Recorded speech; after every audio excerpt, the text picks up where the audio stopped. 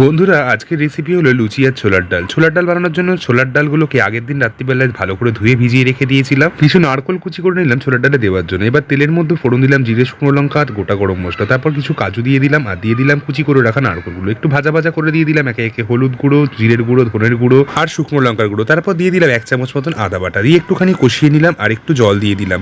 এবারে দিয়ে দেবো আগের দিনের ভিজিয়ে রেখে দেওয়া ছোলার ডালগুলো, তার সাথে দিয়ে দেবো কিছু চেরা কাঁচা লঙ্কা। এবার ভালো করে ডালের সাথে মশলাটা কষিয়ে দেবো। তারপর পুরোটাকে একটা প্রেসার কুকারের মধ্যে ট্রান্সফার করে দেবো। পরিমাণ মতন জল দিয়ে দেবো স্বাদ মতো নুন আর চিনি। প্রেসার কুকারে ঢাকা বন্ধ করে 6খানা সিটি দিয়ে 20 মিনিট এমনি ভাপে রেখে দেবো। তারপর ঘ্রাণের জন্য একটু ভাজা মশলা দিয়ে নামিয়ে নেবো ছোলার ডাল। ছোলার ডাল রেডি হয়ে গেল। এবার বানিয়ে ফেলবো লুচি। লুচির জন্য আগে থেকে মেখে রাখা ময়দার ডো থেকে লেচি কেটে নিয়ে লুচির মতো বেলে নেবো। তারপর গরম তেলের মধ্যে ছেড়ে এপিট ওপিট করে উল্টে ফুলকো ফুলকো করে ভেজে তুলে নেবো। লুচি আর ছোলার ডাল এক অসাধারণ কম্বো, যার কোনো তুলনাই হয় না। ছুটির দিনে জলখাবার হোক বা কোনো পুজো আশ্রা বা কোনো নিরামিষের দিনে এরকম লুচি আর ছোলার ডাল বাড়িতে বানিয়ে অবশ্যই খেয়ে জানাবেন কেমন লাগলো।